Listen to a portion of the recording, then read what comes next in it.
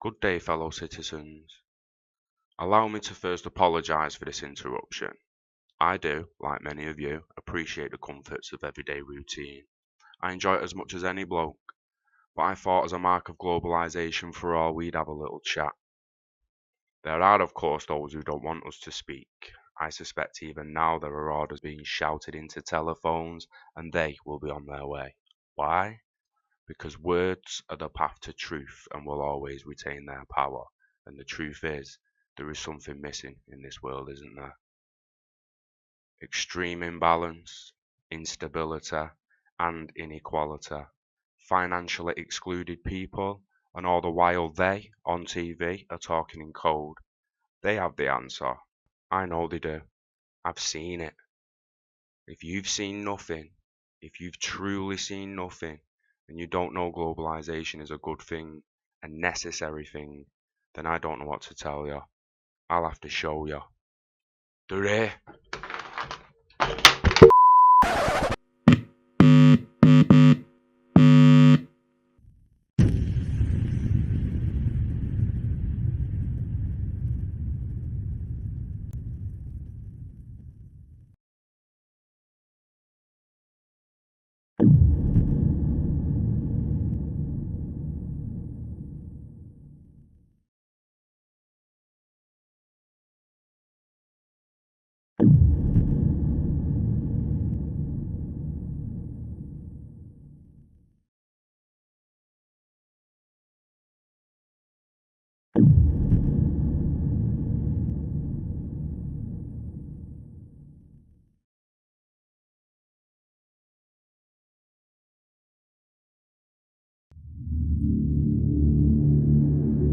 There is a recurring temptation to feel that some spectacular and costly action could become the miraculous solution to all current difficulties. A huge increase in newer elements of our defenses, development of unrealistic programs to cure every ill in agriculture, a dramatic expansion in basic and applied research. These and many other possibilities, each possibly promising in itself, may be suggested as the only way to the road we wish to travel. But each proposal must be weighed in the light of a broader consideration, the need to maintain balance in and among national programs. Balance between the private and the public economy. Balance between the cost and hoped-for advantages. Balance between the clearly necessary and the comfortably desirable. Balance between our essential requirements as a nation and the duties imposed by the nation upon the individual. Balance between actions of the moment and the national welfare of the future. Good judgment seeks balance in progress. Lack of it eventually finds imbalance and frustration. This documentation is from the Bank of Lithuania. But make no mistake, this happened globally. We've experienced a remarkable boom and bust economic cycle supercharged by credit.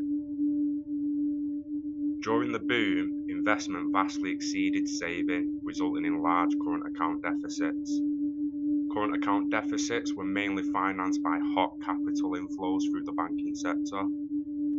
Trade deficits were closely linked to excessive credit. Credit-fueled demand for housing and sluggish supply led to explosive house price development. Credit-driven domestic demand resulted in wage and price pressures, which in turn lowered real rates, and who wouldn't borrow at such rates?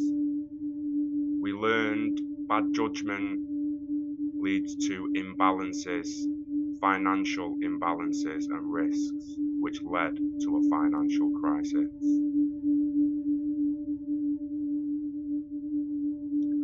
We were warned of bad judgment, warned of imbalance, warned over 50 years ago by Eisenhower of the military-industrial complex and the imbalances it would lead to. imbalance of power that allowed certain institutions and corporations to gain too much power and control. More imbalance, corruption, greed, and bad judgment then took over. The rest is almost history, and yet the imbalances we were warned of are still there for all to see, if you just open your eyes to the facts and look in the right places. There's a shift happening, a redistribution, a shift so big it's unprecedented, a huge reform in monetary policies, financial inclusion, the birth of the Internet of Value, plus more, and it all started with a ripple. You see, the system wasn't just corrupt, it wasn't just imbalanced and unfair, it was old and outdated. Few people saw a way out, luckily a few did. They created a way to not only fix our current financial system, making it fair for all, they created an interledger capable of interoperability, so RTGS systems of different countries can interoperate with one another. A system that is fair, a system on a level playing field. But the shift to this system, started by a ripple, comes at a cost. A redistribution of wealth like the world has never seen. A reset of structure, a reset of policies, a reset to a level playing field.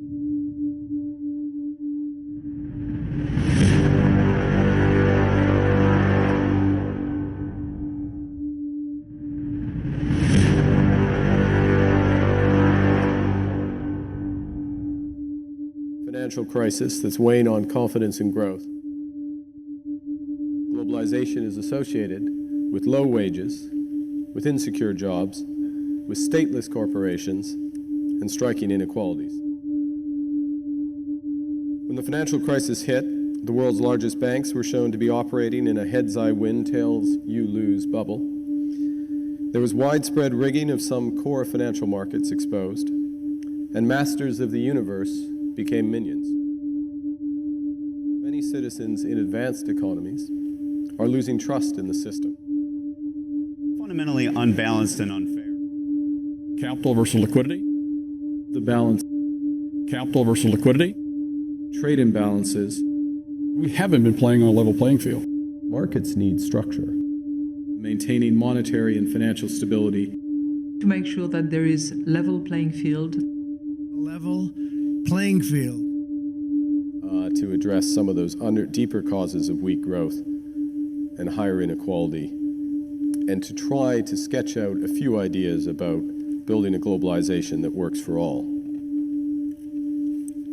Because for societies of free trading and network countries, of which the UK is the best example, in order for those societies to prosper, they must first redistribute some of the gains from trade and technology, and then reskill and reconnect all of their citizens. And by doing that, they put individuals back in control. And get us to an even and level playing field. Level playing field. Level playing field.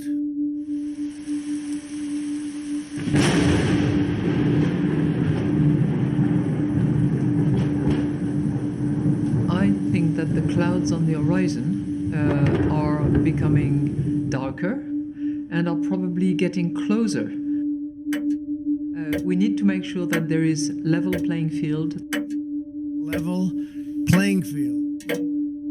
Well, what the president is doing is he's trying to level the playing field and get us to an even and level playing field. Level playing field. All we're looking for is a equal level playing field with an equal level playing field in trade partners across the world. Level playing field. To make sure that we level the playing field, as you mentioned, level the playing field on a level playing field with the rest of the countries that we're dealing with. They see a level playing field, capital versus liquidity. Create a level playing field. Eliminating transaction costs associated with using and switching between currencies. Level playing field. Reducing uncertainty about currency movements and giving businesses access to deeper, more liquid financial markets. Because that's the only way it's fair.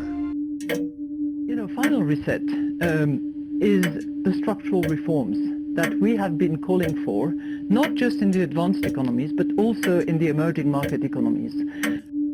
A reset in the area of monetary policies.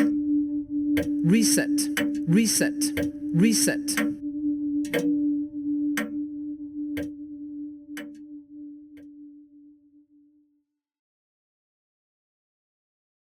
We still have on the horizon is this unbalanced growth that we are still seeing, that has been fixed a bit as a result of the slower recovery, but we're clearly with better recovery, we can see the unbalances between the different economies reaccelerating yet again. My last R is reset. We're seeing as necessary going forward a reset in the area of monetary policies. We believe that quantitative easing and the accommodating monetary policies that have been adopted so far should be continued up until such point where growth is well anchored in those economies, and this is not yet the case everywhere. Reset in the sense that once it is well anchored, then those accommodating monetary policies have to be reformulated, have to move either back into their old territories or be more traditional or be maybe of a different kind, and I'm sure central bankers around here will be able to comment on that, but that's first reset. Second reset is the one that Mark is I hope, going to talk about, which is the financial sector reform and regulatory environment that is clearly undergoing a major reset at the moment. And the final reset, which is my last word, Martin, is those structural reforms that are necessary in all corners of the world. Very often people think structural reforms, okay, for some of those advanced economies that have such rigid labor markets. No, it's not just that, and I'm not sure that I would necessarily associate advanced economies with rigid markets, nor would I mark flexibility as the ideal solution for it. But structural reforms are needed in product markets, service markets, but they're also needed in emerging market economies, where structural reforms can take a completely different form from those that I've just mentioned. And they have to do with bottlenecks in certain countries, they have to do with proper governance, and they certainly take multiple forms, including that of unleashing the potential that is there, but that is still constricted by a lot of licensing right, protective barriers, and so on and so forth. The reset, if you will, that Christine raised around monetary policy. And let me put one bit of context here in terms of the risks as well, which is we have been in a very low volatility environment, in part, and maybe in large part, because of the policies of the major central banks. So there's two dynamics here. One is to move back to a more normal volatility environment, which will feel like a big increase in volatility, and then potentially move farther than that because of some of the structural changes in the financial system. You probably use electronic forms of money, such as debit cards or electronic wallets on your phones for your everyday purchases, or go online for larger ones. And a number of you may hold other forms of money, electronic money, crypto or virtual currencies such as Bitcoin, Ether, or Scotcoin. And a few may view paper money and even the Bank of England itself as archaic vestiges of an old centralized order of payments that will soon be swept away by a digital distributed future. And that's my topic for today, the future of money. Specifically, how developments in money and payments technologies could transform our economy in ways both good and bad, and how, for the good of the people of the UK, the Bank of England is helping to manage the potential risks and to realize the promise of the future of money. We accept that a token has value, whether it's made of metal or polymer or of code, because we expect that others will do so readily and easily. The tokens representing money have taken many forms over the millennia, from cowrie shells in ancient times to cigarettes during the Second World War, to mobile phone minutes in modern Kenya. Most forms of money, past and present, have nominal values that far exceed their intrinsic ones, a gap that has meant that money has a long and sorry history of debasement, particularly private money that has inevitably succumbed to oversupply and eventual collapse. Throughout history, governments would often betray the trust of their citizens, be it Henry VIII, reducing the precious metal content of his coins during the Tudor era, Pitt the Younger depleting the gold vaults of the Old Lady during the Regency period, or a pliant Reichsbank financing the government in Weimar Germany. With the wisdom born from such sad experience, most countries have now settled on centralized public fiat money backed by robust institutions in order to provide the public with money that's both highly trusted and easy to use. The foundation of wholesale payments, RTGS, which processes over £600 billion per day to the highest standards of efficiency and reliability. The MPC, which conducts monetary policy independently to achieve price stability defined by the 2% inflation target. The PRC, which is charged with ensuring the safety and soundness of our banks and building societies that hold your money. The FPC, with its wide powers to maintain the resilience of the financial system as a whole. And finally, the powers and facilities that provide a wide range of liquidity to banks and other financial institutions in order to promote the continuous functioning of the system during shocks. This robust institutional framework sets a very high bar for forms of money competing to dislodge sterling. But at present, there's more than 1,000 virtual or cryptocurrencies that are trying to do just that. In the depths of the global financial crisis, the coincidence of technological developments and collapsing confidence in banking systems sparked the cryptocurrency revolution. Its advocates claim that a decentralized cryptocurrency, such as Bitcoin, is more trustworthy than centralized fiat money because its supply is fixed and therefore immune from the age-old problem of debasement. Its use is free from risky private banks. It doesn't touch risky private banks. And thirdly, those who hold it can remain anonymous and therefore free from the ravenous eyes of tax authorities, or worse still, law enforcement.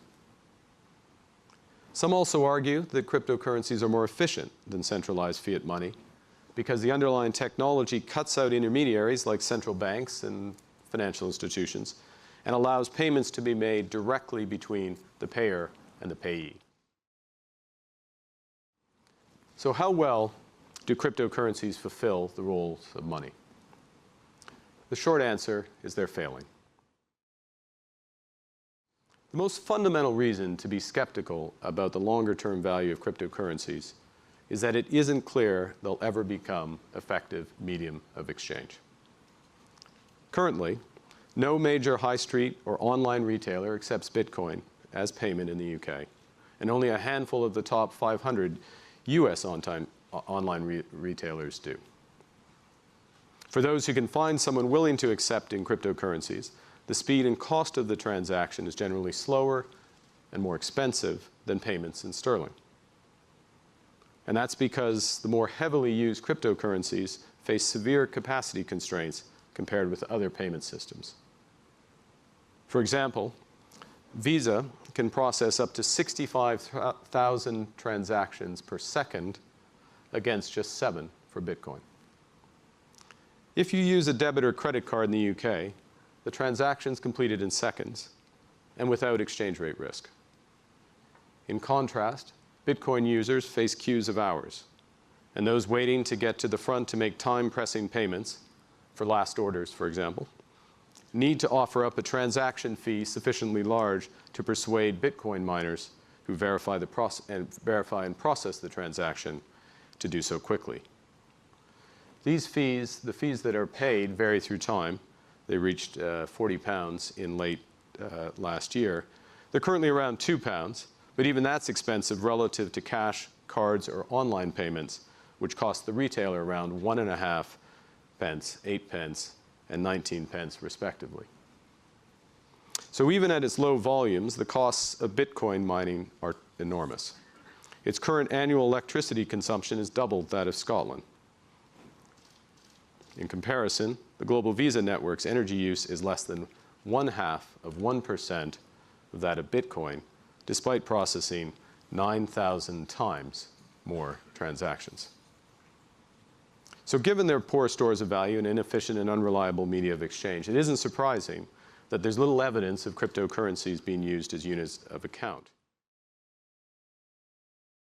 Even though the prospects of replacing fiat money are tenuous at best, cryptocurrencies are of growing interest to policymakers, many of whom prefer the term crypto assets expressly because they aren't true currencies.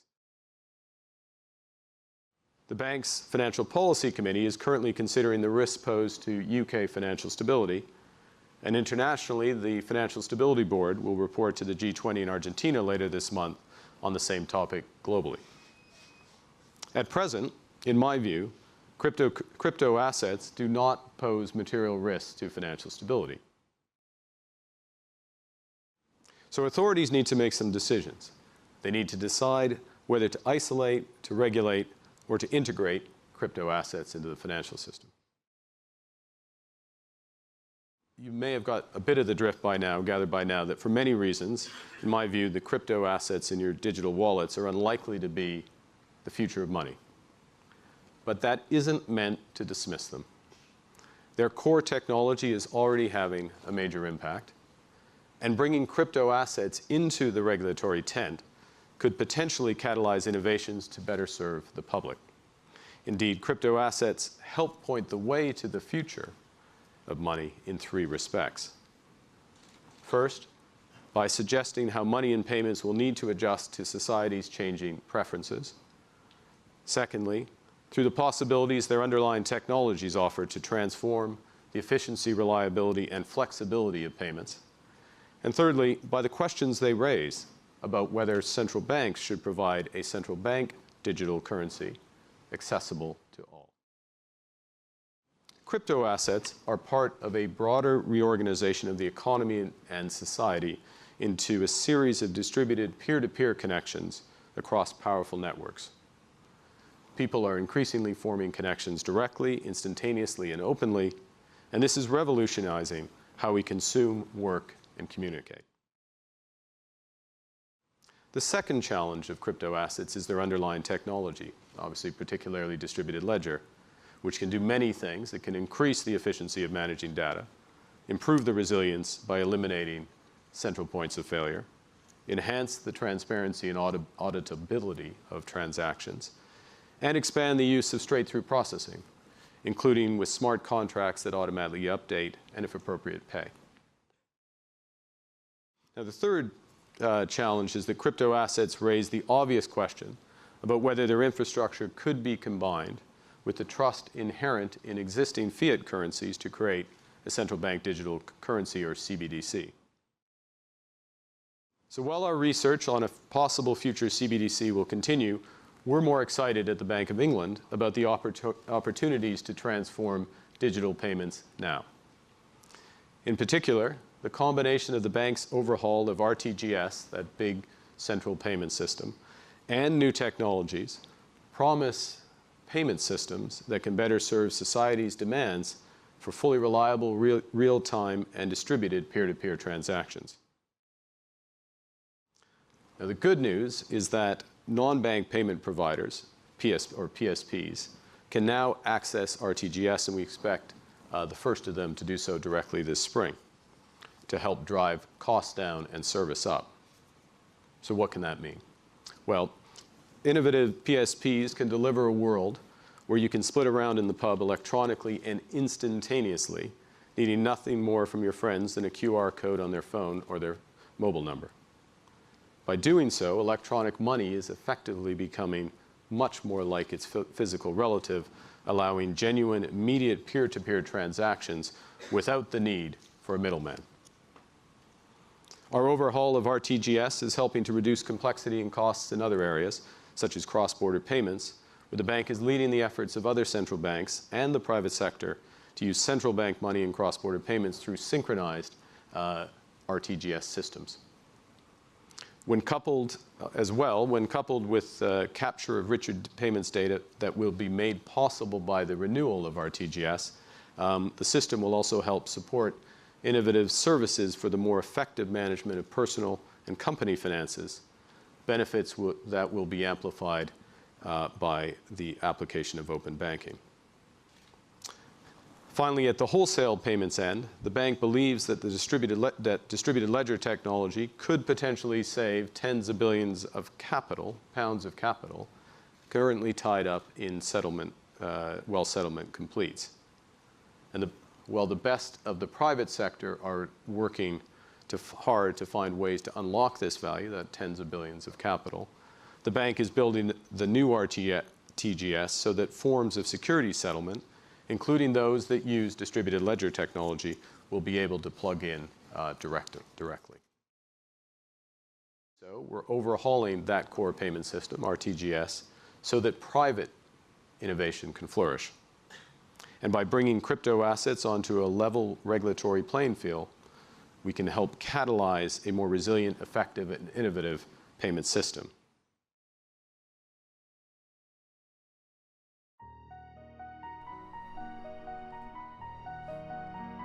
In order to understand the future of money, you need to understand its history, understand the imbalances, and understand the cause for a monetary reset to an even playing field. After World War II, the global economy was in need for a global reserve currency. The infamous Bretton Woods system of monetary management established rules for commercial and financial relations amongst the United States, Canada, Western Europe, Australia and Japan. In 1944, the Bretton Woods system was agreed upon. With the United States of America possessing 2/3 of the world's gold supply, the United States dollar was ultimately chosen to serve as the world reserve currency. The United States dollar rode out upon its maiden journey as the world reserve currency, backed by gold at a pegged ratio of 1 ounce of gold redeemable for $35. The system worked to begin with, but with all monetary policies, the imbalances started to show. As economies around the world demanded more and more United States dollars, the liquidity started to diminish, giving power to the Federal Reserve to print indefinitely to serve the rising demand across the globe. But this came at a cost. As inflation started to increase due to endless printing to serve the demand, the balance started to shift in the gold-pegged ratio, meaning increasing interest rates was the only way to combat the effects of inflation. This was an unsustainable path, and so on the 15th of August 1971, President Nixon terminated convertibility of US dollar to gold, effectively bringing the Bretton Woods system to an end and rendering the dollar a fiat currency. After the collapse of Bretton Woods gold standard, the United States struck a deal with Saudi Arabia to standardize oil prices in dollar terms. Through this deal, the petrodollar system was born, along with a paradigm shift away from pegged exchange rates in gold-backed currencies to non-backed floating regimes, the debt system. Once again, the new monetary framework had its flaws and imbalances started to appear. To understand these imbalances, you need to understand the Triffin's dilemma. The Triffin's dilemma is the conflict of economic interests that arise between short-term domestic and long-term international objectives for countries whose currencies serve as the global reserve currency. The Triffin's dilemma pointed out that the country whose currency, being the global reserve currency, foreign nations wish to hold, must be willing to supply the world with an extra supply of its currency to fulfill world demand for these foreign exchange reserves, thus leading to a trade deficit and imbalance. The use of a national currency, such as the US dollar, as global reserve currency leads to tensions between its national and global monetary policy. This is reflected in fundamental imbalances in the balance of payments, specifically the current account, as some goals require an outflow of dollars from the United States while others require an overall inflow. In the wake of the financial crisis of 2007 and 2008, the governor of the People's Bank of China explicitly named the Triffin's dilemma as the root cause of the economic disorder. In a speech titled "Reform the International Monetary System," Zhao's speech of 29th of March 2009 proposed strengthening existing global currency controls through the IMF. This would involve a gradual move away from the United States dollar as a reserve currency and towards the use of a supranational currency as a global reserve currency. A supranational currency would replace the current US dollar system, which many blame for the increasingly frequent global financial crisis since the collapse in 1971 of the Bretton Woods system of fixed but adjustable exchange rates. A supranational currency is a hypothetical global currency that will be backed by a basket of reserve currencies at the International Monetary Fund and form the basis for a new global monetary system, a global reset to an even playing field. China, Russia, India, Europe, and even the United States are all calling for a new monetary system. The Executive Order 13772 made by President Trump, titled A Financial System That Creates Economic Opportunities, led to the creation of the Federal Reserve's Faster Payment Task Force. This committee was to determine the technology used for the upgrade to the Federal Reserve's based RTGS system. Ripple was chosen to seat the Federal Reserve's Faster Payments Task Force alongside the High-Level Advisory Board for the IMF, the same direction as the Bank of England, and with the World Bank branding XRP as a supranational currency at the World Economic Forum, the evidence started to mount up. The signs started to appear. The evidence is out there. You just need to open your eyes.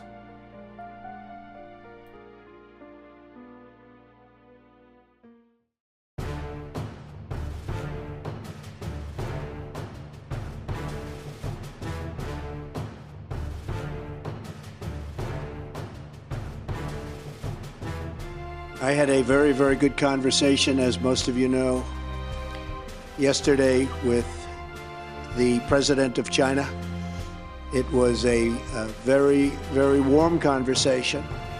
I think we are on the process of getting along very well, and I think that will also be very much of a benefit to Japan. So we had a very, very good talk last night and discussed a lot of subject. It was a long talk, and we are working on that as we speak. We have conversations with various representatives of China. I believe that will all work out very well for everybody. China, Japan, the United States, and everybody in the region. As far as the currency devaluations, I've been complaining about that for a long time. And I believe that we will all eventually, and probably very much sooner than a lot of people understand or think, we will be all at a level playing field. Level playing field. Level playing field. Level playing field. Because that's the only way it's fair. That's the only way that you can fairly compete in trade and other things. And we will be on that field, and we will all be working very hard to do great for our country. But it has to be fair, and we will make it fair. I think the United States is going to be an even bigger player than it is right now, by a lot, when it comes to trade.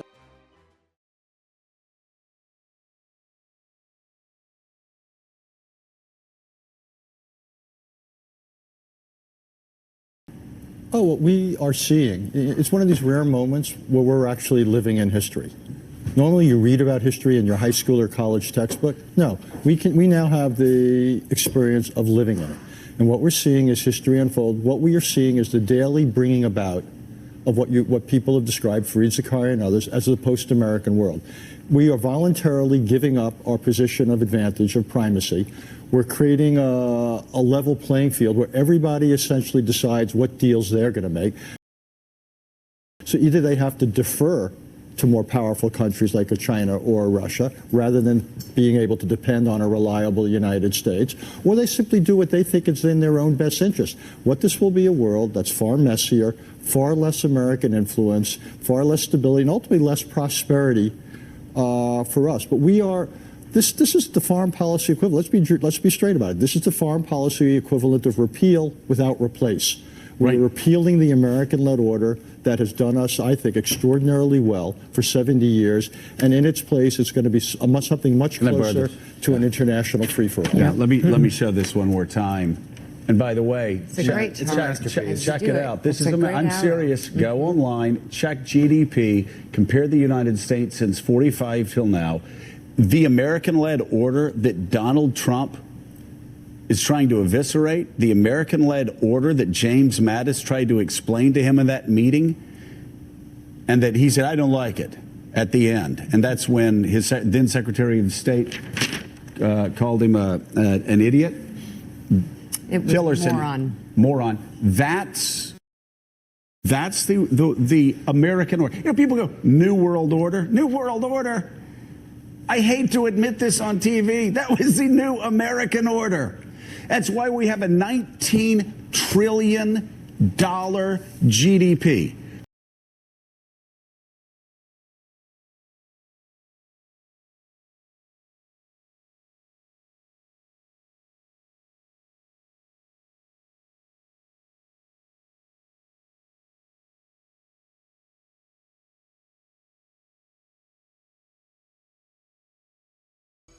Christine Lagarde, thank you for joining me. We're here in Davos, the annual gathering of global leaders, in some sense the kind of mecca for the globalized world order. The world is changing. Is that a wake-up call for the Davos elite?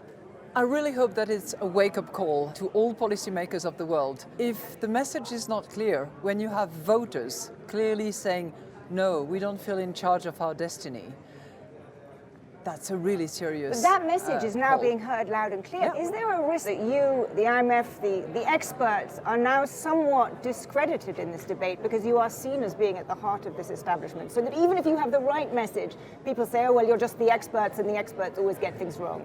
You know, I have no alternative, and I hope most sensible people have no alternative, but to assess the facts, to draw the conclusions, to apply the analytical process through which you can then come to policy recommendations. This is our job, and we have to be as honest as is possible in order to offer our advice, and we will continue doing that. Globalization, or globalism as its critics call it, is now deemed a dirty word. You know, no country is an island.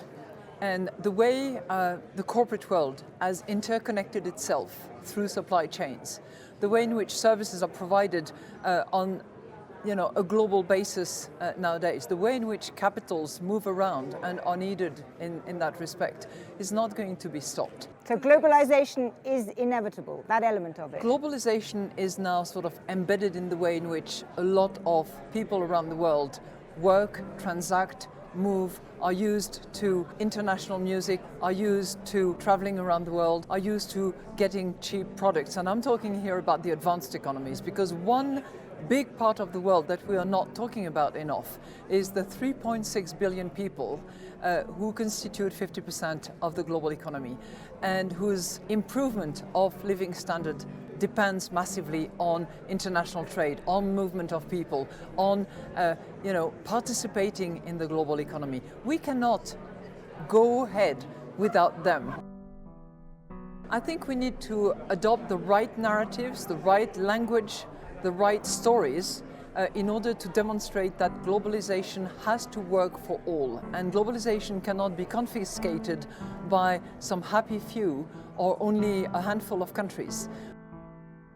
Globalization has been incredibly efficient and beneficial in order to eliminate a lot of poverty around the world, in order to improve the standard of living of many people, but it's not worked for all, and we need to emphasize and implement remedies to make sure that it works for all, and that we prepare people to actually address not just globalization, but technology changes that are going to be far more disruptive than just globalization.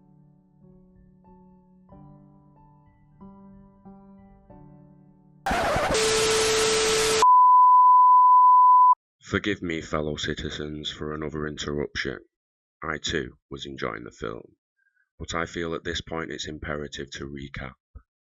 We've heard Christine Lagarde speak of needing a reset, the Honourable Mark Carney speak of interoperability and not even mention the creators of the protocol Ripple. Naughty Mark, very naughty. President Trump spoke of a level playing field. The President of the Council on Foreign Relations said America had given up power. And what did the host do? Pointed everyone towards a lovely looking GDP. But I've told you I've seen what they're doing. They've been planning this for years, longer than most will believe. Why not just tell us what they were doing? Why speak in code? Drip the facts out across multiple documents? Why? Because the less of you that know now, the better it is for them. See, they want to be first, positioning themselves like pieces in a game of chess, with the impending check on the horizon. For now I'm forced to retreat. Continue. and the key to globalization will become clear.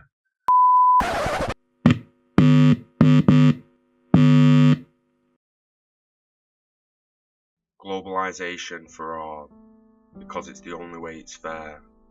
The need for a level playing field. A call to action for a solution, answered by Ripple with interoperability. But where did it all start? Where did the solution come from? And what is this solution? An answer to a Senate inquiry about digital assets, a global protocol for fund settlements, the Ripple Protocol, gifted to the W3C and now called the interledger protocol, then labelled an even playing field. December 2014, just a month later, another call to action, another answer from Ripple to Her Majesty's Treasurer. Ripple Labs submits the following comments in response to your call to action on digital currencies. The protocol enables payment in any fiat currency, including XRP. Smart regulations can level the playing field. This letter was from Chris Larson. On to 2015, a FinCEN document. We all benefit from a level playing field. An IMTC document. There are bridges that are being tended using some of the newer blockchain protocols Ripple Labs mentioned to allow point-to-point transactions in order to provide a level playing field.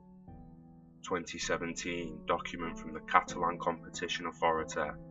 It's noted on the 16th of June 2016, Mark Carney, Governor of the Bank of England, announced its plans to extend direct access to its RTGS systems, allowing a range of non-banked PSPs to compete on a level playing field. The lack of interoperability resulting from a common communication standard means third-party providers may have to develop a slightly different connection for each bank they wish to connect with. To establish a level playing field, they had to develop an interoperability protocol for networks of different systems to interoperate. This interoperability protocol is the protocol that will connect the ledgers of multiple banks and financial institutions. It will become a network of networks. But what about the SWIFT system? I hear some ask.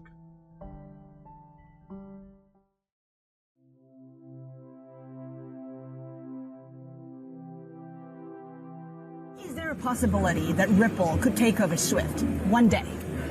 Well, I think what we're doing and executing on a day-by-day basis is in fact taking over SWIFT. In that, we've now signed up, well over 100 banks. Some of the largest SWIFT-enabled banks in the world are now using Ripple's technology. Just last week we saw a remittance company who's using Ripple's technology. They reduced the price per transaction to their consumers from $20 per transaction to $2 per transaction, and they saw an 800% increase in usage overnight. That's the type of dynamic that SWIFT isn't able to support that we're able to address right now. And that's something we saw just in the last couple of weeks. So we certainly want to see banks succeed in this new world order, We certainly want to see banks succeed in this new world order. And take advantage of these technologies. To the extent we can work with SWIFT to do that, then that's great.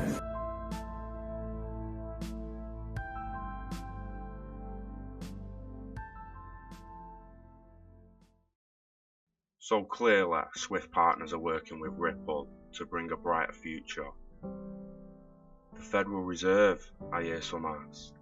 July 2017, the Federal Reserve Faster Payments Task Force. A mention of Ripple, a mention of a level playing field, a mention of interoperability, a lot of interoperability. It appears so often at this point, it's almost desperate.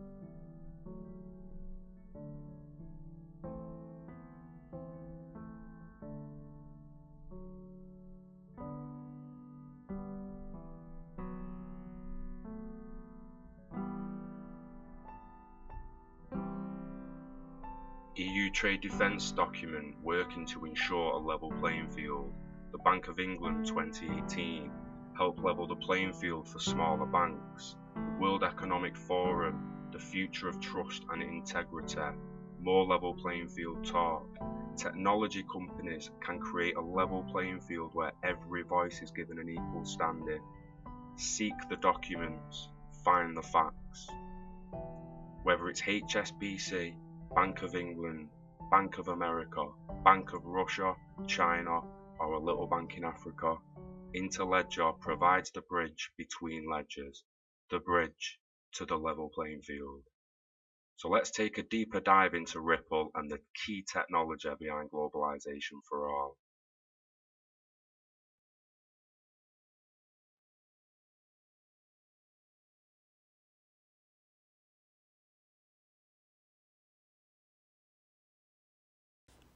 Regulatory certainty is a prerequisite for adoption. And as we've talked about today and in several other panels, there is a shift into the institutional sector. So regulation becomes critical there. It's regulatory clarity becomes critical there. What we're seeing internationally, so we have 100 clients covering a majority of the current highly traded currencies in the world today. These are real transactions that are happening. We're seeing a recognition globally that blockchain and crypto will play a critical role in future infrastructure for payments. How? It's still uncertain, but that it will play a role has become pretty clear. So there's become a race to provide that regulatory certainty to give countries a leg up. So there is a global race.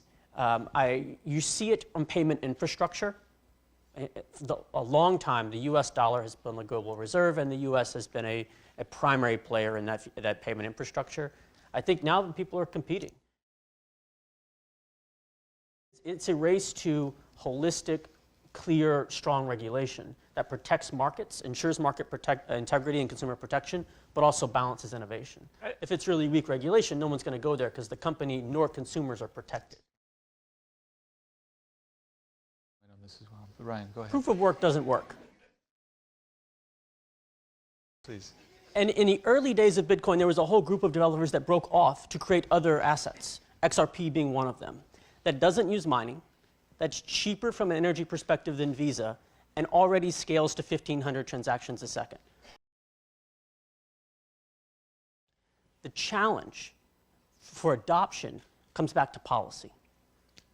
The policy uncertainty has limited adoption, particularly here in the US. And I'm speaking from Ripple and XRP because we use that asset because it's a half cent per payment. It's basically free.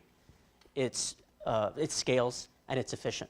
So 1,500 transactions a second at nearly no energy burn. So we're at a point today where there are real solutions to all of these challenges that already exist. Policy has become the challenge.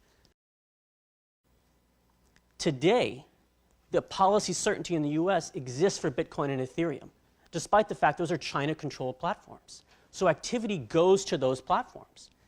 What we need to do from a policy perspective in the US is look at the places where there are uncertainty. And one place, I'm speaking directly for me here, is XRP, where it looks like Bitcoin. It's decentralized, it's open source. We have 7% of the validation power on that, rather small in there. Grouping or giving clarity to those ones that are very similar to Bitcoin and Ethereum, that have the same characteristics and should be classified the same way. And then we're creating a level playing field across all the cryptos. I'm not anti-Bitcoin or anti-Ethereum by any means. I think there's a lot of great potential and breakthrough there. But we need to have a level playing field so the market can pick which ones they want to use and not be, as today they are, hindered by regulatory uncertainty.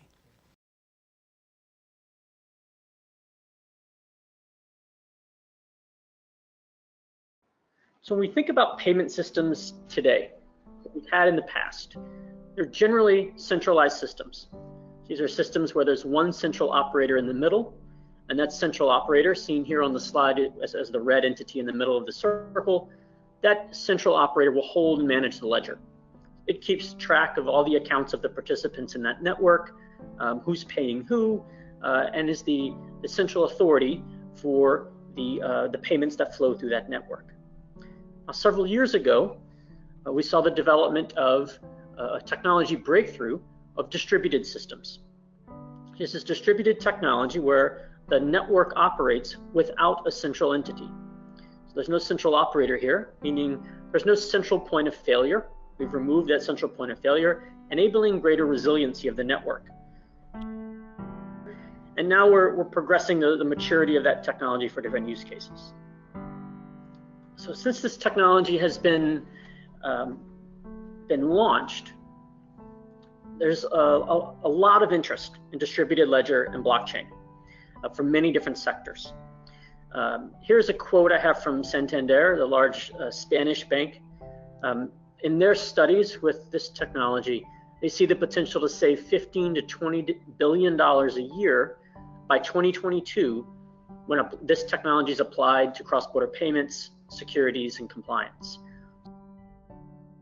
So we have a technology breakthrough, and we see lots of potential. That begs the question, where is this technology in development? How mature is it?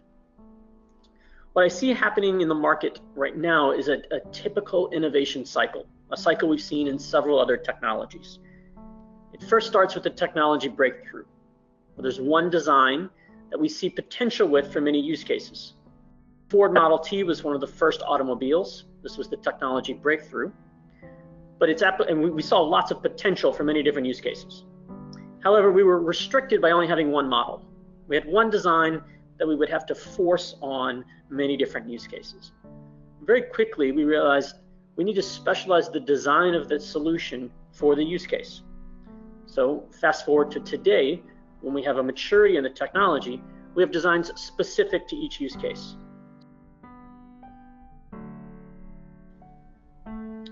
So I'll cover now what we're seeing in the market. Right now, we're seeing this increasing demand for low-value cross-border payments. It's coming from three sectors. First is remittances, your typical person-to-person payment overseas. This isn't a new demand, but given how global we've become as a global economy, we're seeing increased demand for remittance services. Second is small businesses seeking international growth. These are small companies seeking to import raw materials or to export their goods elsewhere. Today, they're typically bound by the fact that cross-border payments are a slow, cumbersome process. The business may not have the expertise or the resources to enable cross-border payments, so they typically just stay domestic. There's demand by banks and small businesses to enable small companies to grow overseas.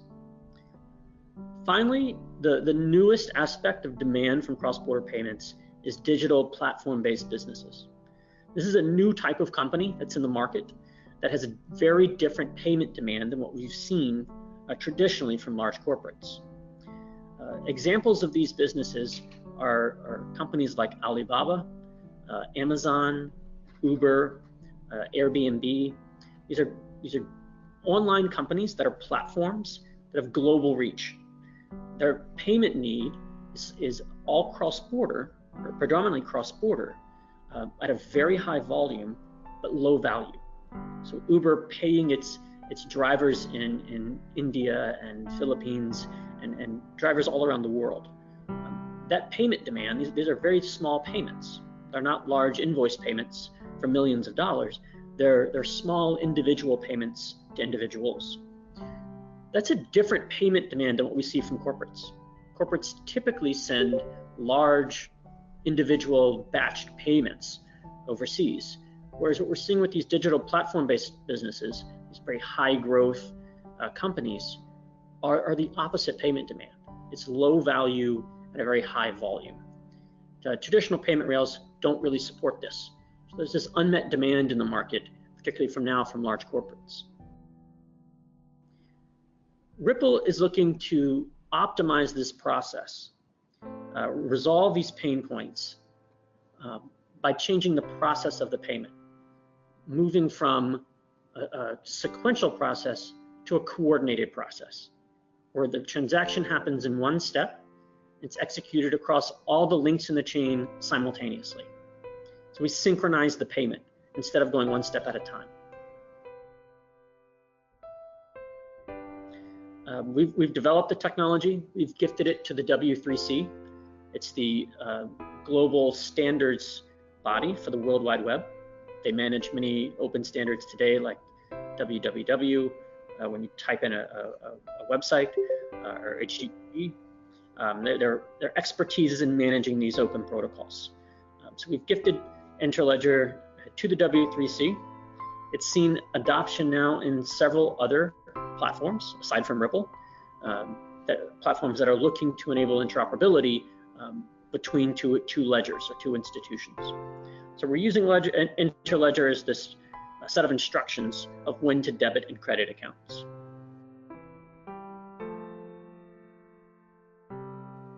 We've taken a digital asset, or often referred to as a virtual currency, called XRP.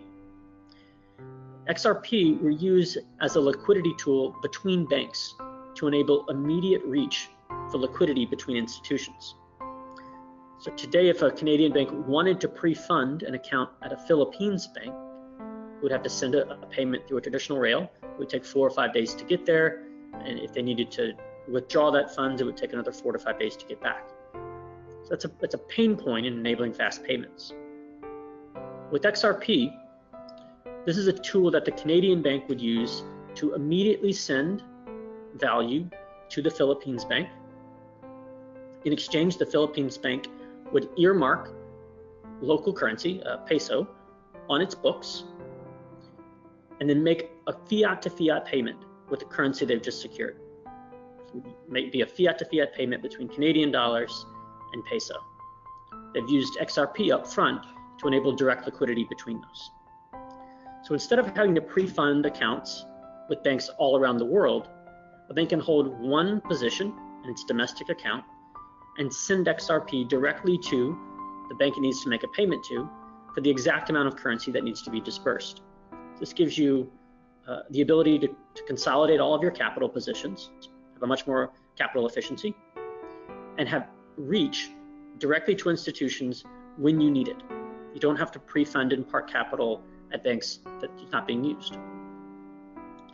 So put to use this way, XRP allows fiat currencies to move much more efficiently.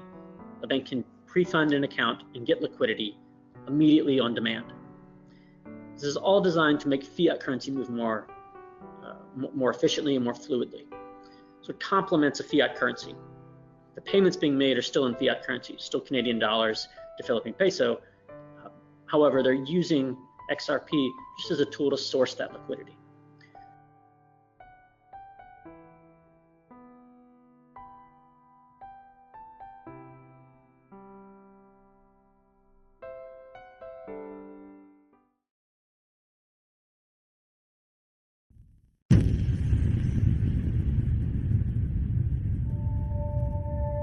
The Ripple network has a native intermediary currency called XRP, or sometimes called Ripples.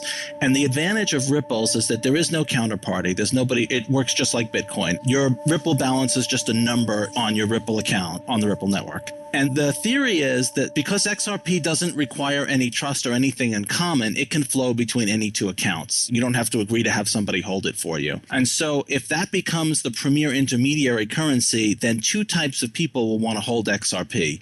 One will be people who don't know what currency they'll need next.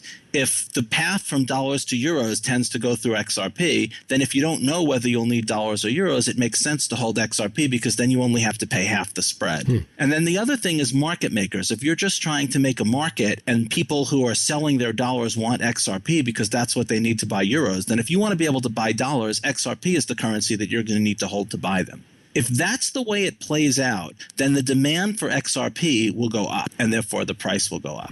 But again, nobody's crystal ball is clearer than anybody else's. That is certainly something that may or may not happen. So it happens automatically when you make a payment. The network finds the cheapest path. That might be through XRP, it might not. It could be through US dollars, it could be through Bitcoin. There could be multiple paths that you draw from so that you get the very best offers on multiple order books. So you wouldn't be consciously aware, unless you really drilled into what was happening behind the scenes, you wouldn't necessarily be consciously aware of what intermediary currencies you held for a notional split second. But because XRP can flow between any two accounts and is trustless, it has a privileged position inside the Ripple network that could cause it to be preferred as an intermediary currency. I see. If that happens, demand will go up. I see. Now, what if it doesn't happen? It certainly might not. It could be that, for example, the Federal Reserve decides to issue dollars directly onto the Ripple network, and everybody thinks that's the perfect intermediary currency. And then XRP doesn't get that kind of role, in which case you would not see that increase in demand. I see. Is it possible that just as the USD is the reserve currency of the world right now, against what a lot of people would like to see, is it possible that the USD could eventually be the reserve currency of the Ripple protocol, Ripple network? It's certainly possible. You could also see another government, any country could do this, introducing, let's say, gold, 100% reserve-backed gold on the Ripple network, and people might decide, ooh, that's what I want to use as my reserve currency because maybe the government of China, let's say, does that and people trust them. There's certainly any number of ways this could play out. To some extent, Ripple Labs has bet on XRP. Ripple Labs holds an enormous number of XRP, and our primary business model is that they'll appreciate in the future. But of course, there's no guarantee. I see. So now that concept that the US dollar could be the reserve currency of Ripple, of course, you know that people hearing this show and hearing that, if they've not heard that before, talk about ripples, right? Talk about ripples going out. That's going to cause a lot of people to be afraid and to think, wow, we don't want Ripple, because the US government, I'm sure now, since they heard this episode of Bitcoins and Gravy, they're onto it for the first time. They're slow, they're sleeping usually. Now they're going to work as hard as they can to get the US dollar to be the reserve currency of Ripple, and we're back to the same place we were before Ripple and Bitcoin and all of this. What do you say to someone like that? Well, they have to compete in a fair playing field, So the intermediary currency could be the US dollar, and you can still hold whatever currency you want. You can hold Bitcoin, you can hold Ripples, and that would just be where the liquidity is. And they would have to compete on a completely fair playing field, because people don't choose intermediary currencies. They just make payments with the cheapest path they can find. You need three pieces for it to work. The person who's making the payment needs an easy way to get cash in. The person who's receiving the payment needs an easy way to get cash out. And someone has to provide the liquidity between the two assets if they're not the same asset. And so we're working on building up those pieces. And when you have the right pieces, a remittance pathway will emerge even without somebody, having to do anything special to make it happen.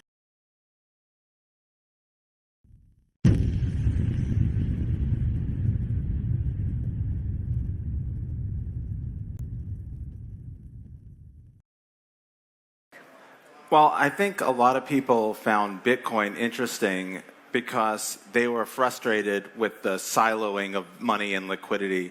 This idea that there are all these different payment systems that don't talk to each other. You can look at a website from a company in South Africa, let's say, but it's very difficult to send money to them, specifically small payments. And I think a lot of people who were inspired by Bitcoin in the early days kind of had this idea that, well, everybody would use Bitcoin and this problem would go away. Fast forward a couple of years and we built something like 1,500 plus brand new silos for value to be trapped into. So we solved a different problem than the problem we thought we were solving, and the problem that a lot of us were concerned about, this idea that people can't pay each other easily. We created a newer version of it with more silos. So the Internet of Value vision is to break down that siloing, to do for money what the Internet did for information, to make it so that money can flow as easily as information does. I guess like the simplest vision would be the idea that you could pay somebody as easily as an email.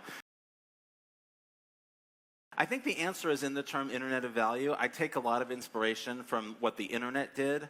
So in the pre-Internet days, there were a lot of distinct information networks. Every company had their own information network. Even companies that sold access to information networks were selling access to their own private information networks, and then they had like bespoke connections. So if you had America Online, there was a way you could email someone at CompuServe, but it was like very finicky. You had to use the gateway. That's kind of where we are with money, and I think that we can take almost the exact same path. In fact, the more that we looked at this over the last 3 or 4 years, the more we realized that payments are actually very similar to information. Like packets of money can go through routers between payment systems, just as packets of information can go through routers between information networks. What I would argue we need is a light interoperability protocol. My colleagues at Ripple have developed Interledger together with an open source community and with the W3C and several other participants. And what that is it's a very light, very neutral protocol that can coordinate the movement of value across ledgers that track it. And it's not tied to any particular ledger technology. It can connect to digital assets like XRP and Bitcoin and others, and it can also connect to traditional ledger systems like PayPal or mobile money systems or even banks. I think banks understand that banks are getting squeezed from both ends. So they're sending billions of dollars to their correspondents, and they're seeing tremendous competition from non-banks that are offering faster payments to their customers. So they understand that they're going to have to improve the services that they provide, or they're going to increasingly become less relevant, particularly in international payments.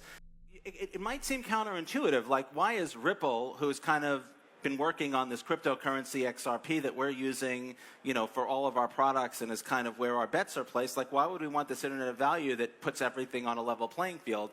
And there's a couple reasons. So one of them is we think we can win on a level playing field. XRP is faster and cheaper and perfectly positioned for the use case. And I think the other reason is almost more important, that this is not a winner-take-all. I don't think anybody thinks there's going to be one asset that's going to take over the world. There's going to be lots and lots of assets, and all of those assets are more valuable if they can interoperate.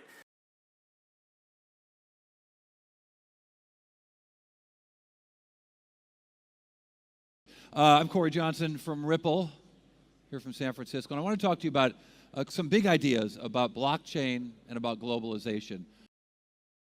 Fundamentally trying to provide a blockchain-based solution to move money across borders. And I think, as everyone here, particularly in Singapore, knows, moving money across borders is slow and expensive and inefficient. We signed over 100 production contracts. These aren't pilots, these aren't tests.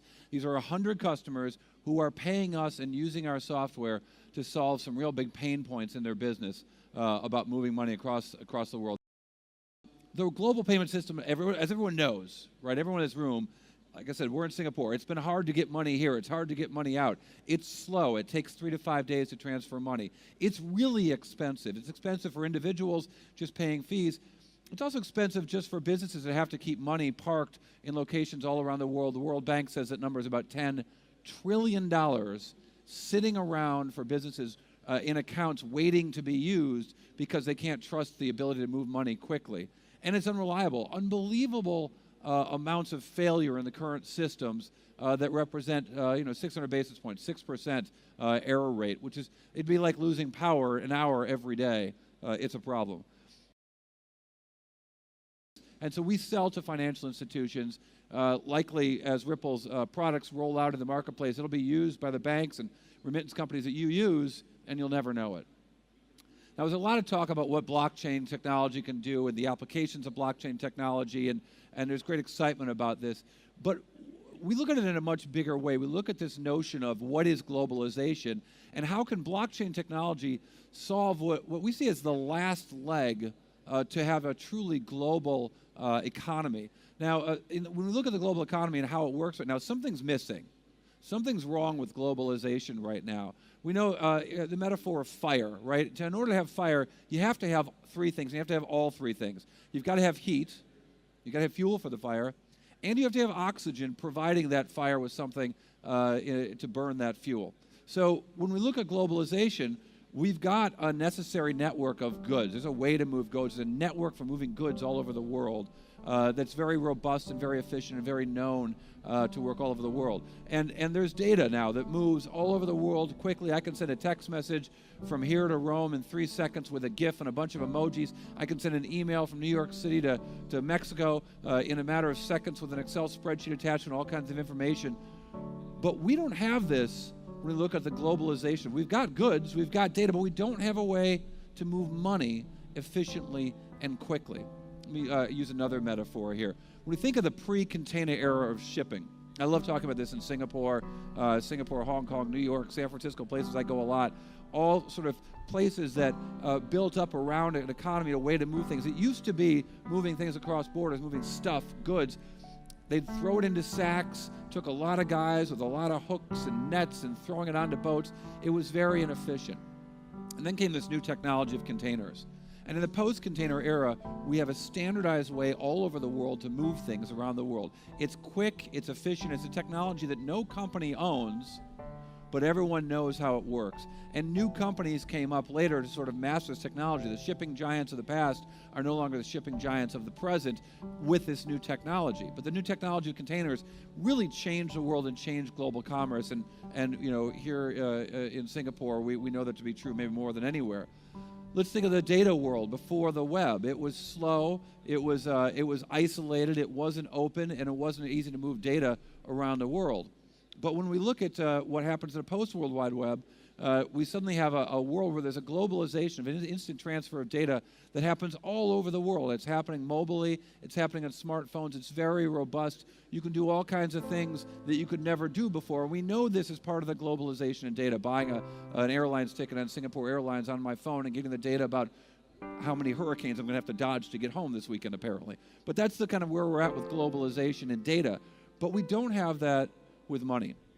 The fees alone are extraordinary. Over $2 trillion a year spent in fees to move money across borders in a process we've already identified as being slow and being $2 trillion in expense and very inefficient. And that's if you want to send $10,000. Look, the fastest way to move $10,000 is to put it in a suitcase and fly it there. But try sending 50 euro. It doesn't even make sense. The fees are so extraordinary. You want to send 50 euro, all that's going to get received is about 40. The fees are crazy. And if you think that's hard, try sending 50 cents. What would the world be like if we could send a 50 cent payment to someone who'd be willing to do some work that they want to do and we want to have done, but you can't even have that kind of commerce in the world because of the antiquated 1970s technology, which is how money moves today across borders. So we imagine a world where using blockchain technology, you can send 50 cents, and you do it at low cost with 100% efficiency and lack of errors. This is impossible right now until the world of Ripple arrives and the use of Ripple software and the use of blockchain technology that we use. Now the blockchain technology, so then the question is which one? There are so many flavors of blockchain technology. We've got a couple products on the market, but the one that is most active in using XRP, using a digital asset, a cryptocurrency, whatever you want to call it, is XRapid. And XRapid is the thing that we use that accesses cross-border liquidity, and it turns a certain fiat currency into XRP and XRP into another fiat currency and does it all super quickly. This inter-networking of payments with banks and blockchain and mobile money and all online wallets can work when it's all stitched together. What's the way to stitch it together? The interledger protocol. So another thing that we use is an open source protocol called the interledger protocol, and it connects all these different ledgers. It's an important part. So the ILP is an open protocol. There's lots of individuals, a community group working on this interledger protocol to build this global network. There are over 275 contributors to it, from banks, central banks, such as the Bank of England working on this, Saudi Bank working on this, payment companies, big tech companies working on this, such as Google, consulting companies, blockchain companies, and Ripple's right in the thick of using this interledger protocol with our software and using XRP to move money across borders, move value across borders. If you think about what happened in the world of the internet, when the internet was developed, there were all of these different technologies, HTTP, TCP, IP networks, Wi-Fi, but the way to connect this all together, so importantly, was IP, right? And so when we look at value, we look at the interledger protocol as a way to connect all these different networks. So for us, this is all about creating an internet of value. We had an internet of data. It has changed the world, but it is missing that crucial component of moving value. So with the interledger protocol and with Ripple software and using XRP, we've created an internet of value that we've got already 100 customers rolled out in this. We're adding more customers every week. And we think this is really going to create this internet of value that's really going to change the world and finally give us globalization in every way with our stuff, with our data, and yes, with our money.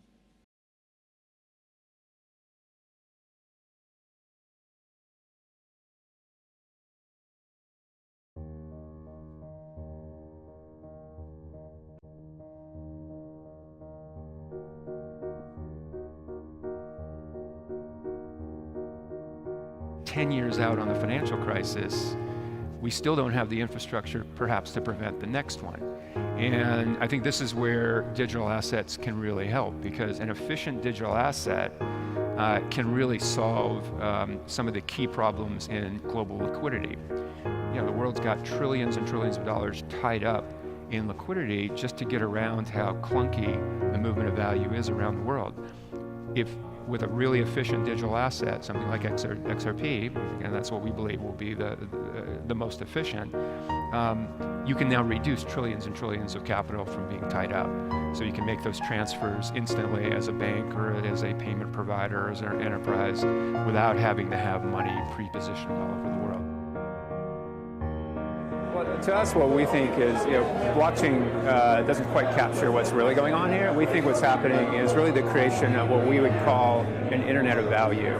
And so we think that has just a profound impact on how the world is going to work. Maybe at its kind of highest level, we almost see it as the completion of globalization, which is obviously not working for everybody right now. It's getting a lot of blowback, and I think it's not because globalization is bad. It's because it's incomplete. There's some key thing missing, and that missing thing is interoperability of money. You have it with data, but you don't have it with money. Money is still stuck in the 70s. And we think at the end of the day, where there's a combination of blockchains, digital assets, and interoperability technologies, which are going to equal this internet of value and fundamentally make the world a much more efficient place. But we've been at it for longer than anybody, and what matters here is what quarters do you have, the number of partners. We've got hundreds of banks and payment providers, remittance companies, not just in experimentation mode, but full production mode. Yeah, well, we see it really all over the world now. We see great traction throughout Southeast Asia, obviously Japan and Korea, the Middle East. Partnerships that we're signing almost on a weekly basis there. So we're really seeing the whole world kind of light up. The U.S. is obviously very important in that dollar clearing, very key. We feel great about the progress we've made there with American Express, for example. We've got some other partners that we're very, very excited about. So, we think that the regulators are taking a thoughtful approach. You've got to stop the bad guys, but also support the platforms, make sure that you're not picking winners and losers, that all the major platforms compete on an equal playing field.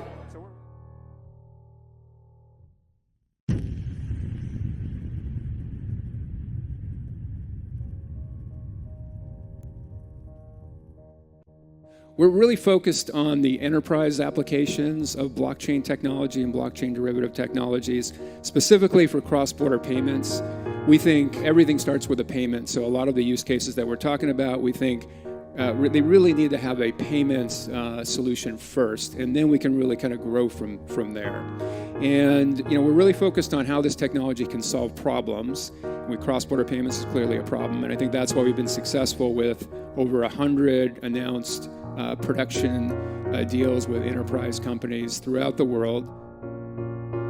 And again, the problem that we're trying to solve is, cross-border payments in the world they're antiquated, right? They're built on 1970s technology that just doesn't work in today's world. It's incredible that it takes, 3 to 5 days to move value across the world today. You could literally put cash in a FedEx envelope, mail it, to where you're trying to get to. It would be perfectly tracked. It would get there way faster. That's kind of crazy. The costs of cross-border payments are just unacceptably high, not just the fees that banks and their customers have to pay to correspondents and lifting fees, but all the capital that's tied up in the global system. Because payments are so slow, capital is just sitting there. So what we have done at Ripple is we built something called RippleNet. That's really a culmination of 3 core products, which I'll talk about one of them in a little bit, but just the combination of those products. RippleNet allows enterprises, payment companies, remittance companies to enjoy on-demand, real-time payments. This is the most hyped area in technology today. It is the most attention fintech has ever gotten, right? It's the first time fintech has been truly global.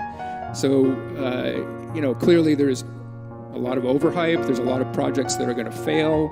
I think we already know cryptocurrencies are not going to replace all fiat currencies, but they're going to be supplemental.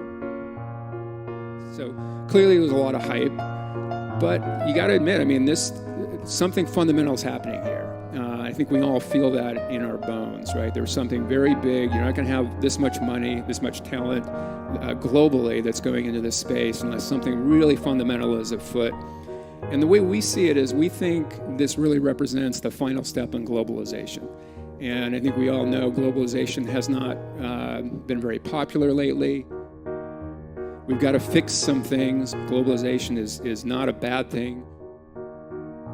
And we think you can't have globalization that works without a global system in three key things: data, goods, and money. And the truth is we only have that today in two of those things: data and goods. Money has not had its shipping container moment. It's still stuck in the 70s or maybe before. And that is really holding back the world, right? So trillions of dollars, again, being wasted. I use the example of 4 cents to move a shirt all the way across the world. Pretty much costs nothing to send a message all the way across the world. I'll give you one example of an Airbnb host in Tanzania.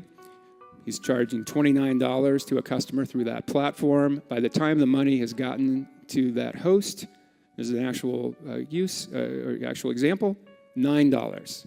So $20 to move the value, 4 cents to move the shirt, almost nothing to move data. So obviously this has to change. And of course, the implications of this lack of interoperability of money is, even all of you in this room, wealthy people, you can't send 50 euros without it all being chewed up in fees. Now, of course, there are some applications that try to, that sort of mask this, and they do a great job of it. But what they're doing, of course, without infrastructure for the whole world, is they're absorbing settlement risks. They're eating the cost. That's not scalable, right? So this has to change. And of course, the other problem with this, according to the Bill and Melinda Gates Foundation, they say that the 2 billion people in the developing world, they need to be able to send 50 cents cross-border if they're really going to be participants in the global economy. You can't do that in a system built in the 70s, SWIFT, correspondent banking. There's not enough profit in it, so banks won't engage here. There's no profit in it. And of course, we can't even get started on all the excitement that a lot of people in this room have talked about, and I think is absolutely correct, machine-to-machine payments, right? So that robots, machines are full economic actors. They may need to be able, in applications as well, they may need to be able to send 1/100th of a euro, 1,000th of an RMB. You can't do that in this system today. So this has all got to change, and I think that is what represents the excitement of blockchain. I'm saying blockchain in quotes. That is this possibly the shipping container for money? Does this complete the picture of globalization, the third kind of key leg of the stool? I would say yes and no, right? So I think right now the conversation is too much around blockchains and digital assets. I would kind of broaden this out and say what's really happening here is the creation of an internet of value. And that's going to be a little bit blockchain, so it's going to be a lot blockchains, maybe 1/3 of it. It's going to be a lot, though, about interoperability protocols, which isn't getting enough play yet. I think the industry is going to start talking a lot more about that. Just like we used to talk about AOL CompuServe, and then we switched to talk about the net. I think interoperability, it's going to be shifting the balance a little bit more that way. And of course, smart contracts are going to play a picture there. So it's those three things. But blockchains and digital assets are a core part of it as well. So let me talk about what technologies we're making a bet on. Let me talk first about which blockchain, you can probably guess which one, that we're making a bet on. So first of all, we think the key requirements for any blockchain that's going to be part of this new global system got to be open source so that it can be stress tested, everybody can see what's going on. It's got to be decentralized, so there's no counterparty. It's got to be permissionless, so anybody can run a node, anybody can run a validator, anybody could be a miner. It's got to be reliable and secure. It's got to have a lot of history where it's worked. For payments, which again we think are the killer app, we think that's where it all starts. For payments, we think that has additional requirements. You've got to have settlement predictability. You've got to have consistent low costs. You've got to have high throughput. And we think you have to have low energy consumption. So let me talk a little bit then about how we see these and why we're betting, as you may have guessed, on the XRP ledger. And XRP is the digital asset of choice when we're talking about the blockchain component of this Internet of Value. XRP clearly has, among the majors, the lowest transaction costs. It is the fastest, about 3 seconds to settle, and it has the highest throughput of the major blockchains. More throughput, the lower cost, the more efficient it's going to be. And equally as important, you've got to have this predictability of settlement. So XRP is not just the fastest of the majors, but it's actually very consistent, about 3 seconds, and the variability there is very low as compared with Ether or Bitcoin, for example, which are going to have longer close periods, but importantly also much larger variability in its close. So that randomness is problematic for payments and payment providers. The other key thing is that the blockchain will have to be deterministic. It can't be changed, right? And not probabilistic. Bitcoin is a probabilistic blockchain. So that's going to be important for payment providers as well. Energy consumption, this is actually very important. So I think, as we know, Bitcoin uses a lot of energy. So does Ether today until it switches to proof of stake. So we're looking, Bitcoin, I know there's different estimates here, but using about as much as the energy of the Czech Republic today, Ether about as much as the country of Jordan. The XRP ledger, because it's using a consensus system, is using a de minimis amount of electricity. I think here with the example, it uses as much as the town of Oatman, if anybody's from here. You get a special prize, Oatman, Arizona, population 140, so a de minimis amount of electricity. And that's why we have chosen to build products on the XRP ledger, products like XRapid, that's a component of RippleNet. That allows payment providers to lower the cost of liquidity for their global payments. So it allows, for example, a bank that's trying to send money to Mexico to use XRP as the intermediate currency. This now allows payment providers, banks, and their customers to move value in 1 to 2 minutes versus days, or a process that might mask those days but have to charge for the settlement risk and the cost. So that provides a lot of efficiency. However, that's not the complete picture, right? So let's talk now about the other components of this Internet of Value. Again, blockchains, digital assets, very, very important, has to be an efficient one. Equally as important, though, is this, again, a big problem in payments is you don't have interoperability between networks. So it's really tough to move value between either networks or countries, and that goes for blockchains as well, right? And of course, blockchains can't solve this problem, right? Because blockchains are networks themselves.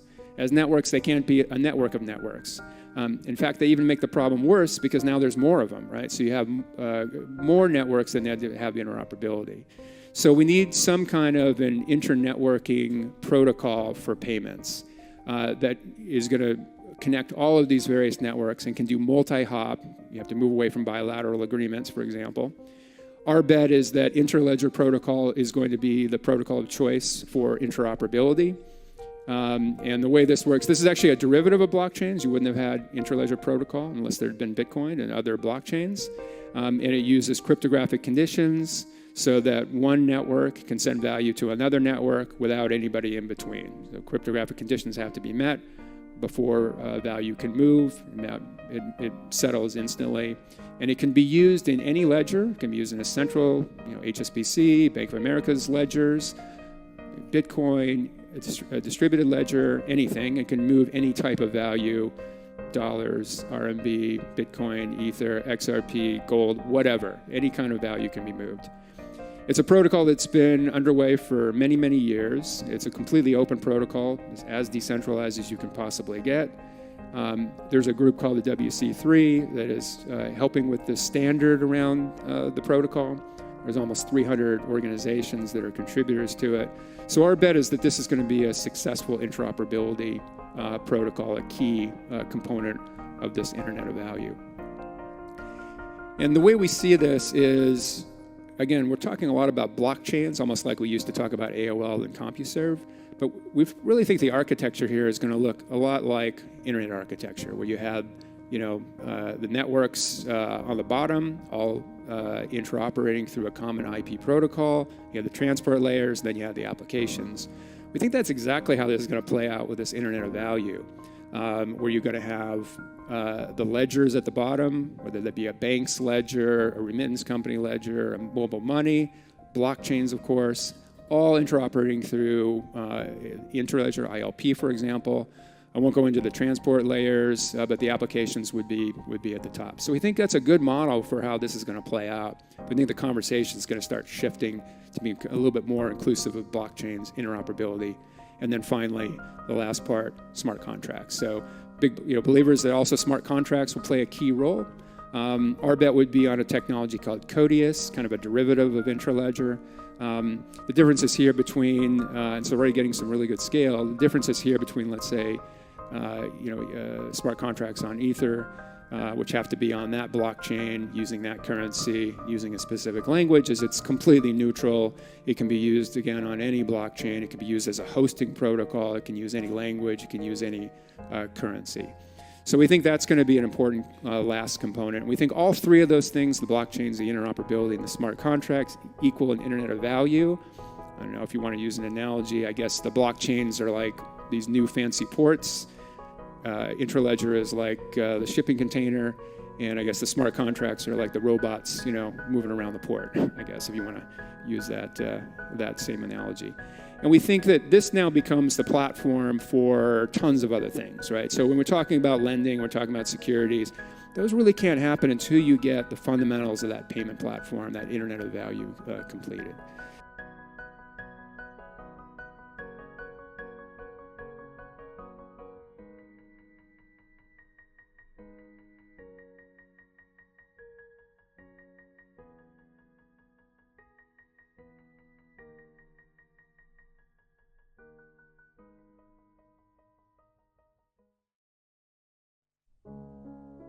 Good morning to all of you. It's a real pleasure to be here today. And I would like to thank the organizers. I can think of Ravi, I can think of the Singapore authorities at large for having us participate in your 3 days event. Did you notice that it was rainy this morning? A little bit. Singapore is also well known for its winds. It is often windy. Winds here bring about change and opportunity. Historically, winds generally blew ships to the port. These ships resupplied while waiting for the monsoon to pass, for the seasons to change. And as the Greek philosopher Heraclitus of Ephesus would have said, change is the only constant. Singapore knows this. You know this. It is the true spirit of the FinTech Festival, opening doors to the new digital future, hoisting sails to the winds of change. And yet, change often appears daunting, unsettling, destabilizing, disrupting. Especially true for technological change. They disrupt our habit, our emotions, our jobs, our social interaction, for better or for worse. The key is to harness the benefits while managing the risks. When it comes to fintech, Singapore has shown exceptional vision. Think of the regulatory sandbox where new ideas can be tested. Think of the FinTech Innovation Lab and its collaboration with major central banks on cross-border payments. So in this context, and in my position as head of the IMF, I would like to explore 3 particular areas. First, I want to frame the issue in terms of the changing nature of money and the fintech revolution. Second, I would like to evaluate the role of central banks in this new financial landscape, especially in relation to providing digital currency. And third, I would like to look at the downsides, the risks, if you will, and consider how they can be minimized. Let me begin with the big issue, the change of money. How is money changing? When commerce was local, centered around the town square, money in the form of token, shells to begin with, metal coins eventually, was sufficient, and it was efficient. The exchange of coins from one hand to another settled transactions. So long as the coins were valid, and that was determined by just glancing, inspecting, scratching, or sometimes biting into them, it did not matter which hand held them. But as commerce went maritime, on ships like those that passed through Singapore and covered increasingly greater distance, carrying those coins became expensive, risky, cumbersome, heavy. So Chinese paper money, introduced in the 9th century, helped, but not quite enough. Innovation produced bills of exchange, pieces of paper allowing merchants with a bank account in their home city to draw money from a bank at their destination. The Arabs called these sak, abbreviation for sukuk, the origin of our word check today. And these checks and the banks that went along with them spread around the world, spearheaded by the Italian bankers and the merchants of the Renaissance. Other examples are the Chinese chanzi and the Indian hundi bills. And suddenly it mattered who you dealt with. Was this Venetian or Persian merchant the rightful owner of that bill? Was the bill trustworthy? Was that chanzi bank going to accept it? Trust became essential, and the state became the guarantor of that trust by offering liquidity, backstop, and supervision. Why do I take you through a little bit of history background? Well, because the fintech revolution questions the two forms of money that we just discussed, coins and commercial bank deposit. And it questions the role of the state in providing money. We are at a historic turning point. You, young or not so young, doesn't matter, but bold entrepreneurs gathered here today, you are not just inventing new services, you are reinventing the history of money. You're drawing a completely new future, actually. And we are all in the process of adapting. A new wind is blowing, and it is that of digitalization. And in this new world, we meet anywhere, anytime, as they said. And surprise, surprise, the town square is back. Back on your smartphone.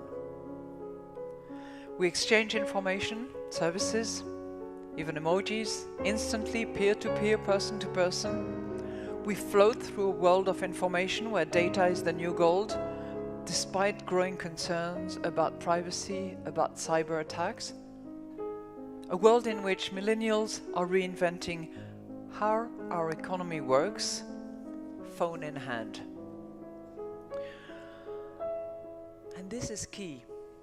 Money itself is changing. We expect it to become more convenient, more user-friendly, perhaps even less serious-looking. We expect it to be integrated with social media, readily available for online and person-to-person use, including micropayments. And of course, we expect it to be cheap, safe, protected against criminals and prying eyes. So, what role will remain for cash in this digital world? There are already signs in some shop windows. Cash not accepted. And it's not just in Scandinavia, the poster child of a cashless world. In various other countries too, demand for cash is decreasing, as is shown in our IMF work. And in 10, 20, 30 years' time, who will still be exchanging those pieces of paper called checks? Bank deposit, too, is feeling the pressure from new forms of money. Think of the new specialized payment providers that offer e-money. From Alipay to WeChat in China, to Paytm in India, to M-Pesa in Kenya. These forms of money are designed with the digital economy in mind. They respond to what people demand and what the economy requires. Even cryptocurrencies such as Bitcoin, Ethereum, and Ripple are vying for a spot in the cashless world, constantly reinventing themselves in the hope of offering more stable value and quicker and cheaper settlement. Let me now turn to my second issue. What is the role of the state? What is the role of a central bank in that new monetary landscape? Some suggest that the state should back off, should back down. Providers of e-money argue that they are less risky than banks because they do not lend money. Instead, they hold client funds in custodian accounts and simply settle payments within the network. For their part, cryptocurrencies seek to anchor trust in technology. And as long as they are transparent and you are techie savvy, you might trust their services. Still, I'm not entirely convinced. Proper regulation of these entities will remain a pillar of trust. Now, should we go further? Beyond regulation, should the state remain an active player in the market for money? Should it fill the void left by the retreat of cash? Let me be more specific. Should central banks issue a new digital form of money? A state-backed token, or perhaps an account held directly at the central bank and available to people and firms for retail payments, to each of you. True, your deposits in commercial banks are already digital, but a digital currency would be a liability of the state, like cash today. Not of a private firm, the central bank, the state. And this is not science fiction. There are central banks around the world that are considering this option. In countries like Canada, like China, like Sweden, like Uruguay. And they are embracing change and new thinking, as indeed we are at the IMF. Today, we are releasing a new paper which I was supposed to flag for you. So imagine there is a paper in my hand, except that it's available online. And it's called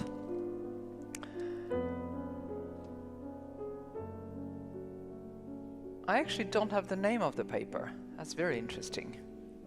But it's all about the pros and cons of central bank digital currencies, also called CBDC, if you want to sound really aware. So check on that paper, really interesting. And I believe that we should consider the possibility to issue digital currency. There is a role for the state to supply money to the digital economy. To satisfy public policy goals that you are familiar with, such as inclusion, security and consumer protection, to provide what the private sector cannot provide, and also privacy in payment. Let me start with financial inclusion, where digital currency offers great promise through its ability to reach people and businesses in remote and marginalized regions. We know that banks are not exactly rushing to serve poor or rural areas. And this is critical because cash might no longer be an option here. If the majority of people adopt digital forms of money, the infrastructure for cash would deteriorate, leaving those in the periphery behind. What about subsidizing cash usage in those areas? Well, that means that economic life in the periphery would become disconnected from the center. Not very satisfactory solution either. Now, of course, offering a digital currency is not necessarily the only answer. There may be scope for government to encourage private sector solutions as well, by providing funding or improving infrastructure. The second benefit of digital currency relates to security and consumer protection. And this is really a David versus Goliath argument. In the old days, coins and paper notes may have checked the dominant position of the large global payment firms, banks, clearing houses, and network operators, simply by offering a low-cost and widely available alternative. Without cash, too much power would fall into the hands of a small number of outsized private payment providers. Payments, after all, naturally lean towards monopolies. The more people you serve, the cheaper and the more useful the service. We are seeing it in many countries already. For a start, private firms may underinvest in security to the extent that they do not measure the full cost to society of a payment failure. Resilience may also suffer. With only a few links in the payment chains, the system may stop working if any of the link actually is deteriorating, if there is a glitch, a bankruptcy, or a firm withdrawals from the market.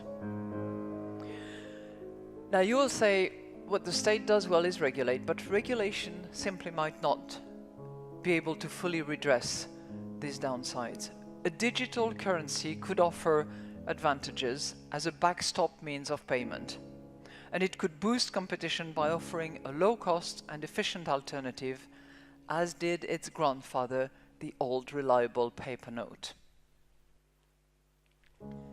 Let me touch on the third benefit now of digital currency, and I would like to highlight the privacy domain. Cash, of course, allows for anonymous payments. We reach for cash to protect our privacy, our identity for legitimate reasons, to avoid exposure to hacking and customer profiling, for instance. Let's take just an example. Imagine yourself purchasing, frozen pizza and beer. Ooh. Now, surprisingly, consumers of frozen pizzas and beer, in my example, are associated with higher mortgage default than those who actually consume organic broccoli and exquisite wine.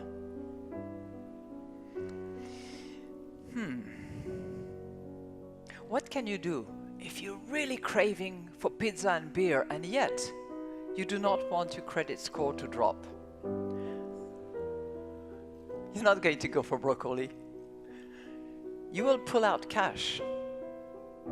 And tomorrow, would a privately owned payment system push you to the broccoli side? Would central banks jump to the rescue and offer a fully anonymous digital currency? Certainly not, because that would be a bonanza, not for broccolis, but for criminals. And that brings me to my third area. I'll come back to the pizza later. The potential downsides of digital currency. The obvious ones are risks to financial integrity and financial stability. But I would also like to highlight risks to stifling innovation, risk of stifling innovation, which is obviously the last thing that we want. My main point will be that we should face these risks creatively. How might we alleviate them by designing digital currency in new and innovative ways? And I think that technology has actually the response to that. But let's return to the trade-off between privacy and financial integrity. Can we find the middle ground? Now, central banks might design digital currencies so that users' identities would be authenticated through customer due diligence procedures and transactions recorded. But the identities would not be disclosed to either third parties or governments unless it was so required by law. So when I purchase my pizza and my beer, the supermarket's bank, their marketers would not know who I am. The state might not either, at least by default.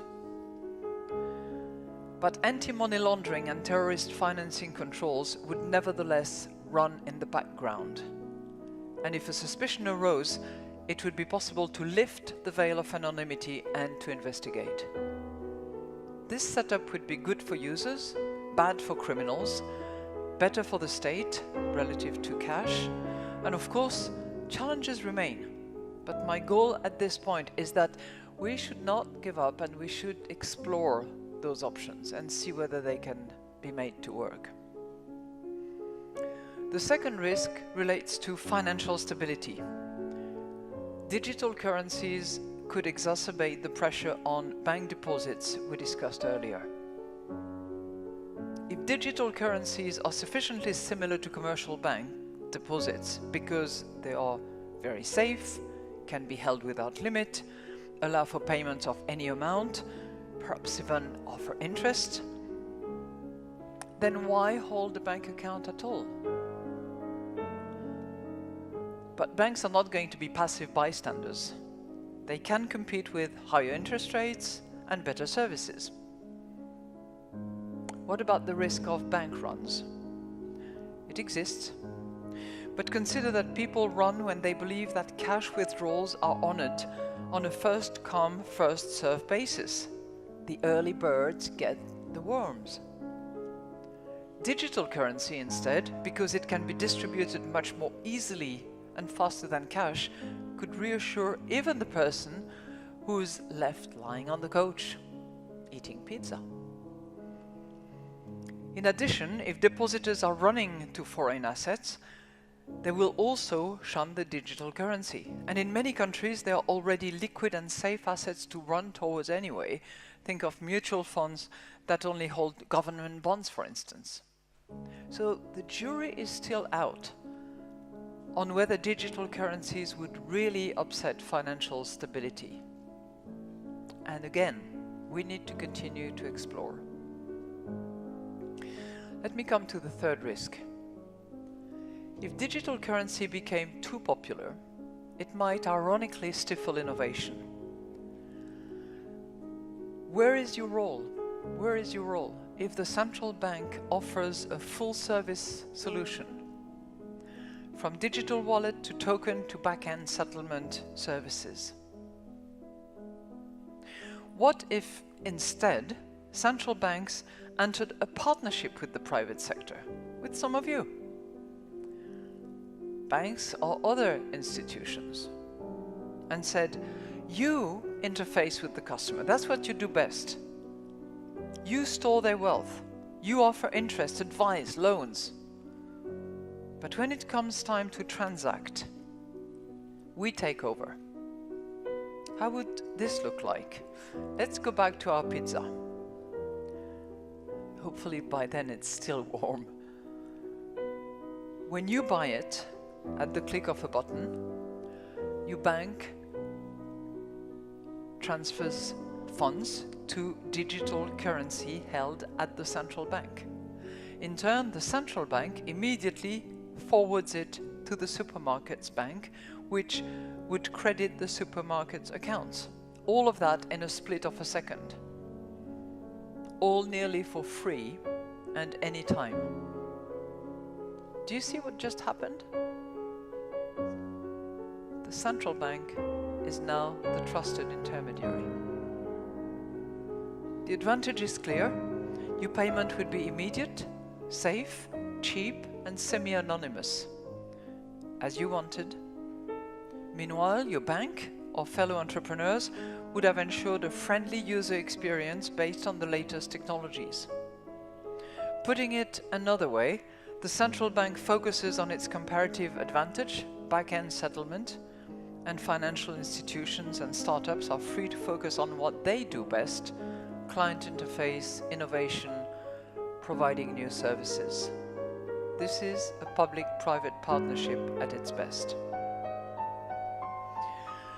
So let me conclude here. I have tried to evaluate the case this morning for digital currency. The case is based on new and evolving requirements for money, as well as essential public policy objectives. My message is that while the case for digital currency is not universal, we should investigate it further, seriously, carefully, and creatively. More fundamentally, the case is about change, being open to change, embracing it, shaping it. Technology will change us.